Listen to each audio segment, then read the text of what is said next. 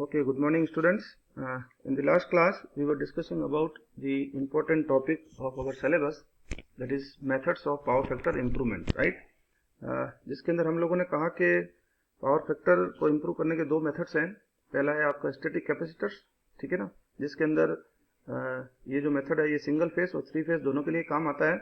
और three phase के अंदर हमने लास्ट क्लास के अंदर ये फाइनली डिसाइड किया कि delta capacitor bank is most suitable for power factor improvement because of certain advantages, right? Today we are going to discuss the last topic of this particular session, that is improvement of power factor with the help of synchronous condenser, ठीक है ना. This method is mainly used in three phase systems. Synchronous condenser क्या होता है? Actually it is a synchronous motor which is over excited and running at no load condition, right? इसकी हम चर्चा करेंगे, but one important point that we need to take care of in this session is कि आपका जो static capacitor है, जो delta capacitor bank है, वो भी थ्री फेस के लिए काम आ रहा है और ये सिंक्रोनस कंडेंसर भी थ्री फेस के लिए काम आ रहा है, ठीक है ना. तो अगर हमारे पास स्टैटिक कैपेसिटर्स अवेलेबल हैं, then why we are moving towards the synchronous condenser, right? जैसा कि इसके आपको नाम से पता चल रहा है, static capacitor means it is static in nature, right? So there is no moving part, ठीक है ना. तो इसके अंदर आपके जो लॉसेस है वो कम होंगे, मेंटेनेंस भी कम होगा, राइट? अगर हम सिंक्रोनस कंडेंसर को देखें तो बेसिकली एक सिंक्रोनस मोटर है. Motor means there is a moving part, तो मेंटेनेंस कॉस्ट इसकी बढ़ेगी, ठीक है ना, और लॉसेस भी इसके अंदर रहेंगे. तो हम क्यों इसकी तरफ जा रहे हैं? तो इसका सीधा सीधा आंसर हमको ये मिलता है कि कुछ ड्रॉबैक्स इस सिस्टम के रहे होंगे, तभी हम इसके ऊपर मूव कर रहे हैं, ठीक है ना. तो सबसे पहले हम आज देखेंगे कि जो स्टैटिक कैपेसिटर्स हैं, जो डेल्टा कैपेसिटर बैंक है, उसके क्या ड्रॉबैक्स हैं, तब उसके बाद हम स्विच ओवर करेंगे सिंक्रोनस कंडेंसर के ऊपर, ठीक है ना. तो आइए शुरुआत करते हैं.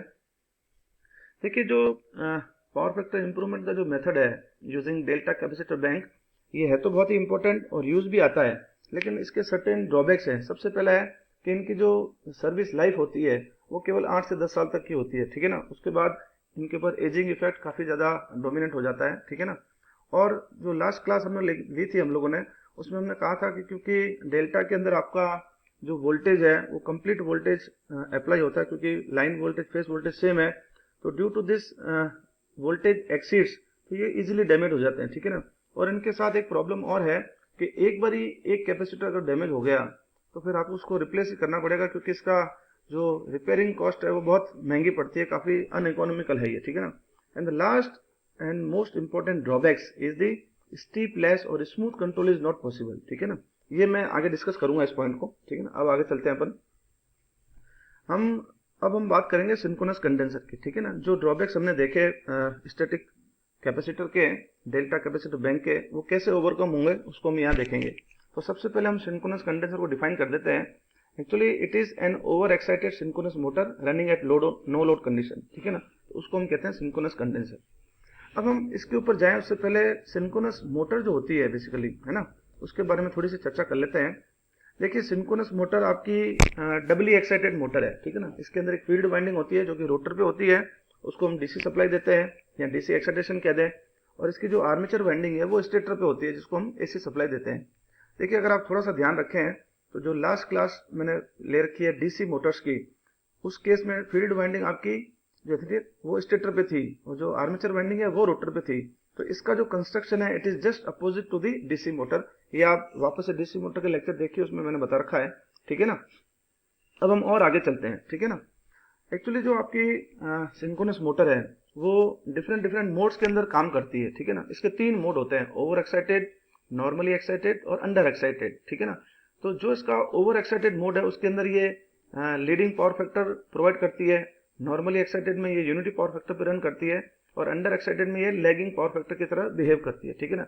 अब क्योंकि हमारे को पावर फैक्टर इंप्रूव करना है, हम ऑलरेडी लैगिंग है, हमारा पावर फैक्टर पुअर है, हमारे को तो लीडिंग वाला कॉन्सेप्ट चाहिए. Then we have selected this particular mode of operation of this particular synchronous motor, that is over excited motor, ठीक है ना. अब यहाँ से ये तय हो गया कि जो सिंक्रोनस मोटर है जब ये ओवर एक्साइटेड में चलेगी तो ये हमारे को लीडिंग पावर फैक्टर देगी. लीडिंग पावर फैक्टर का मतलब है it will act as a capacitor, okay.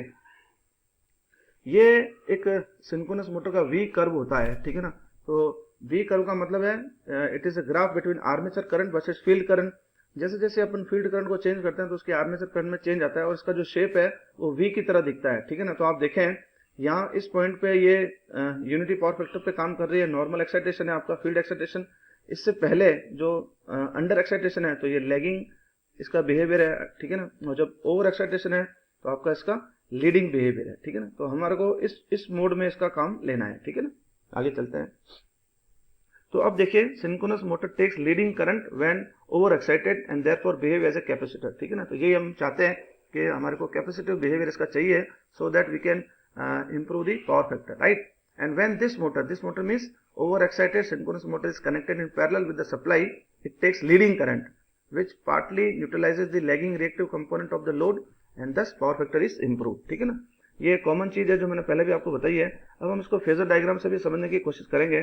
देखिए ये हमारा 3 फेज सिस्टम है, ये आपका 3 फेज लोड है और यहाँ पर हमने सिंक्रोनस मोटर जो है ओवर एक्साइटेड वाली लगा रखी है, ठीक है ना।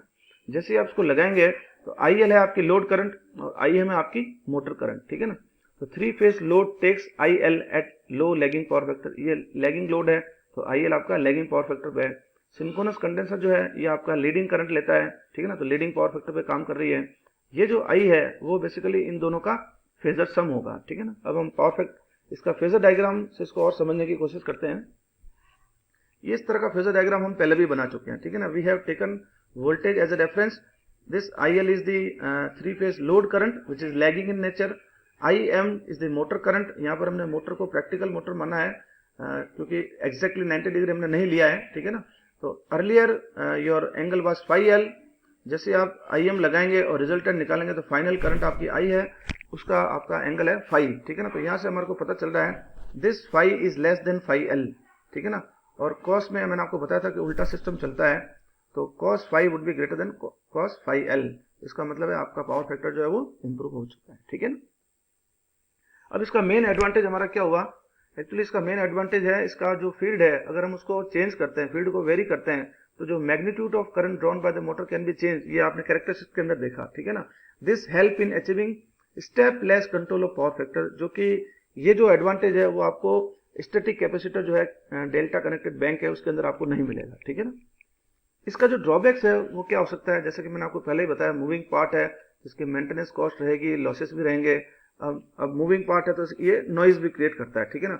And one more drawback is that accept in size above 500 kVR, actually ये जो सिंक्रोनस कंडेंसर है ये तभी यूज होता है जब आपकी रिक्वायरमेंट 500 kVR से ज्यादा हो, उससे कम में लेंगे तो ये आपका कॉस्ट इफेक्टिव नहीं रहेगा, ठीक है ना। और ये जो मेनली यूज होते हैं आपके बल्क पावर सबस्टेशन के ऊपर यूज होते हैं। अब फाइनल स्लाइड है हमारी ये, जिसके अंदर मैंने डेल्टा कनेक्टेड कैपेसिटर बैंक और सिंक्रोनस कंडेंसर दोनों को कंपेयर करने की कोशिश की है, ठीक है ना। The power factor improvement with capacitor can only be done in steps, ये हम डेल्टा की बात करें जिसके अंदर कैपेसिटर जो है ना आप हटाएंगे लगाएंगे तो स्टेप्स में ही पॉसिबल है, ठीक है ना।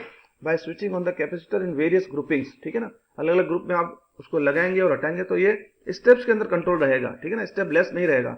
And it is mainly use in industries जहां पर केवीआर की रिक्वायरमेंट कम होती है, वहां मेनली कैपेसिटर बैंक हम लगाते हैं, ठीक है ना। However with synchronous motor any amount of capacitive reactance, ठीक है ना, can be provided by changing the field excitation. जैसे जैसे हम फील्ड करंट को चेंज करेंगे तो हमारा एक्साइटेशन चेंज होगा, जिससे हमारा पावर फैक्टर जो है ना वो helps in achieving step less control of the power factor. ये इसका बहुत बड़ा एडवांटेज है।